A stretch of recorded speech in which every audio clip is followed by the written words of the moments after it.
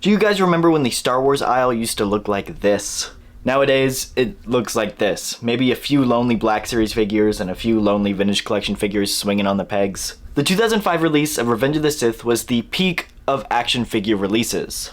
The toy aisle has never looked better, and unfortunately, ever since then, it's only gotten worse. The beginning of this set releasing in stores marked the peak of the golden age for Star Wars action figures. Because from 2005 all the way through 2014, the Star Wars toy aisle was always filled to the brim with amazing articulated action figures. Whether it was Revenge of the Sith or the Clone Wars, this was the peak for Star Wars toy collecting. And that's why today we have a super cool video to jump into, and that's why we've got two figure sets here all the way back from the Revenge of the Sith figure toy line. On the right, we actually have the 30th anniversary battle pack called Treachery on Saleucami. We do have Commander Neo and his BARC speeder, and then the other like 91st Recon with their BARC speeder. Really cool set. This thing just looks great, and it's nice to get two clones and two BARC speeders in the same set. And then on the left, we have the Revenge of the Sith Stas Ali figure, which actually does come with her BARC speeder as well. And this one is, of course, also in that Revenge of the Sith packaging, so it just makes it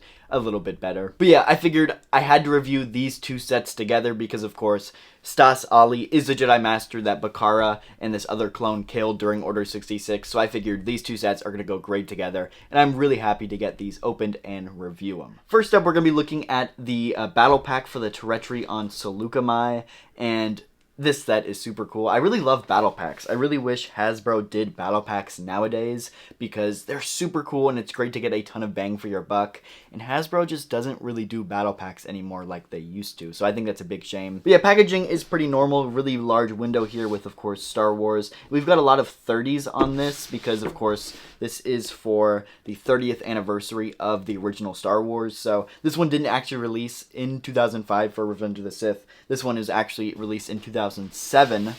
Regardless, though, it does have really nice packaging. We do have kind of like a nice photo here of like Order 66 with the description. And then we also have some of the other sets being sold at the time here. We've got the Battle of Geonosis, Capture of the Tantive 4, as well as the Jedi Training on Dagobah. So some really cool like battle packs that are being sold at this exact same time. But yeah, pretty standard packaging for the time. Let's go ahead and let's get this one cracked open. And then we've also got the Stas Ali figure, and this one is quite interesting. Definitely one of the more deluxe sets that came out with that Revenge of the Sith release. And I think this one's really funny because all these Revenge of the Sith figures always had this like description here, and this one has exploding action, and I think that's super fun. Like, it's like you can recreate Order 66 and make her speeder explode. I think that's super fun, and I'm sure kids would have loved that back in the day. Looking at the back, this Revenge of the Sith packaging really is iconic and nice like photo example of that exploding action. I think that's super cool. But yeah, I think the speeder looks really good, and it's definitely iconic to that like Revenge of the Sith style packaging. Let's go ahead and get her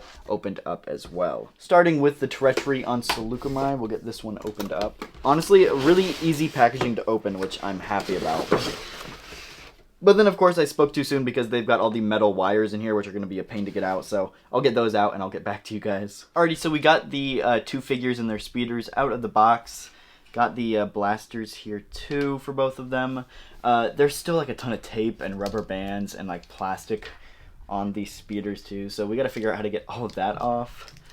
But yeah, so hopefully that shouldn't be too bad. Let's go ahead and get all of that off. And then we'll take a look at the actual figures and speeders. But there we go, we got all the plastic and rubber bands and tape off of these guys, and honestly, they're looking really cool. Do love the design for the BARC speeders. It does have this really nice like tan and red paint scheme, so really nice overall look. It does have some landing gear here, so there's one in the front, and then one here in the back. And so if you want it to be in like a sitting landed position, and I think that is really great that you can have it in just the seated landing position. I will say though, as far as actually getting these figures to stay on the bikes, it does kind of suck. Typically there are some like foot pegs for these figures to like step into, and there isn't that on this, which really sucks because really just the hands holding the handles here, the handlebars, that's the only thing keeping this figure on the bike. And I think it's pretty obvious it doesn't hold on to that very well. So if you're a kid, you're swooshing this thing around, it'll stay on for a bit. Anything upside down is gonna knock this figure off. So as far as like kids playing with this thing goes, I can see why they lose figures and they lose parts and pieces of bikes, because there's really no good way to get this guy to actually like sit and stay on the bike and keep it consistent. Looking at the actual figures though, I think they look great. There is some nice weathering and paint. I love the emblems up and down the arms and the legs there. There is scuff, like black scuff marks all over the figure, so really happy with the weathering and the paint detail on this guy. And obviously that is the case for both Neo and the like normal 91st Battalion Trooper. They're both looking amazing as far as paint scheme and sculpting goes. These are some of the coolest looking clones that Hasbro could have made for these guys, so I'm really happy with how they look. I will say though, as far as like holding the weapons go, these figures suck for holding the weapons. Like, they have no grip on them at all. I say that and then it just has like perfect grip. What are the odds of that? If you can get it to sit right, it holds it nice, but like generally there's like no tightness or grip to the actual hands, and so you kind of just have to balance them in there and hope it stays. So as a kid, I always wondered like, man, how did I lose all my weapons? And like, this is exactly how. If you're a kid, you're playing with this, you're going to lose the weapons because it's obviously not going to stay in the hands. Regardless though, I'm a big fan of these figures and I think they are looking really great. And honestly, as far as articulation goes, for being figures that came out in 2007, they have some pretty great articulation. We have a ball joint at the head, so good range of motion there. Arms can get up into a T-pose, and of course, they can go all the way around. Elbows get to about 90 degrees, and then we have swivels here at the wrists. Of course, we have a swivel at the waist. We do have a swivel here for the legs, so you can get like an up and a down kick. No side to side though, really. For the knees, we get about 90 degrees. And then we do have swivels and pivots. So yeah, for a figure that came out in 2007, amazing articulation, and honestly, this is probably the best like Revenge of the Sith clone body they've ever made. Now we do have to get this one out of the box too. This one is not going to be as pretty because we kind of just have to rip this card open.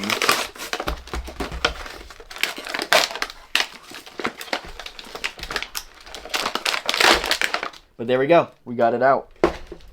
The figure here is the easiest thing to come out because it's not held in with anything, and oh my gosh, it's like sticky. Oh, why is it sticky? That's disgusting. Like, I know this thing has been in the package for 20 years, but I think the like glue and the material that the rubber band was made of that was holding in this thing, it basically disintegrated and it adhered to the figure, and so that's why it's like sticky and it's just feels old and disgusting. Don't like that very much. And then of course the bike here is actually held in with the stupid metal wires that Hasbro loved to use at the time, and so it makes it super hard to actually get out of the box. So we'll get these metal wires removed and we'll get the thing all put together. Alrighty, so we got the speeder bike all out of the box and we do have to put it together. I did read the instruction manual and there is no like button or play feature to make this thing explode like the packaging said. It just said to like snap it together and then separate the pieces to recreate battle damage. So if you want the battle damage, you just like pull it apart. And that thing is hard to pull apart. I don't know if a kid could have done that. Like, they probably could have, but I feel like they would break it. But it does just snap into place like so, and then you get the middle like bar piece here. This snaps in the front. This little piece snaps in between the handlebars. So nice bark speeder here. I think it's looking great. I do believe that this is the same bark speeder, but just in a different color, and so I'm sure that this one does separate in the exact same piece. But yeah, these are the same bark speeders, just different colors. And so, of course, it does have the landing gear here as well. We got the landing gear, and so it does have that same feature as the other ones. Messing around with this figure, again, it's super sticky. I don't like that.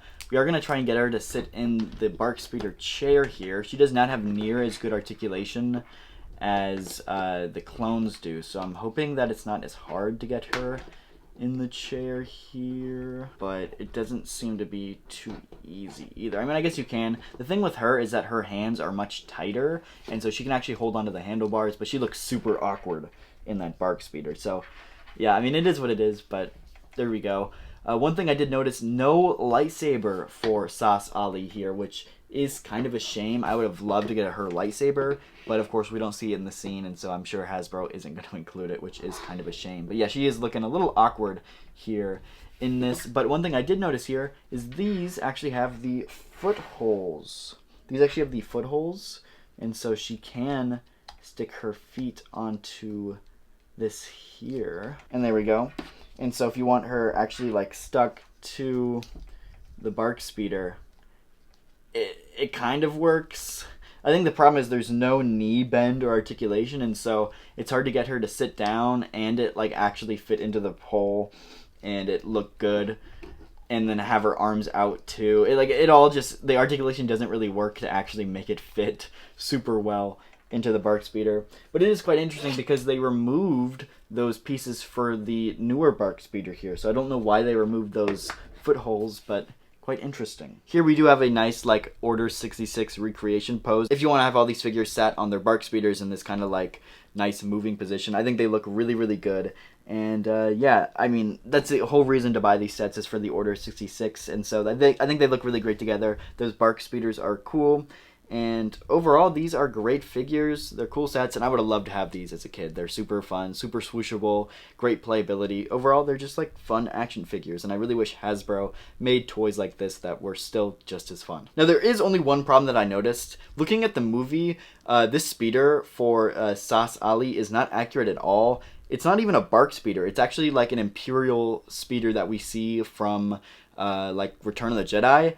It's not a BARC speeder at all. As you can see, it doesn't have that same design. It's more of like an Imperial speeder that we see like the Scout Troopers use in Return of the Jedi. And so quite interesting that they decided to pack it with the BARC speeder and not one of the Imperial speeders. But at the end of the day, it is what it is, and I think this display still looks great regardless. And let me know down in the comments below, do you guys still wish Hasbro made fun figures like this today? And do you think Star Wars figures peaked all the way back in 2005 for Revenge of the Sith? Let me know down in the comments below. Hit the like button if you did enjoy. Subscribe if you want to see more. And I'll see y'all in the next video.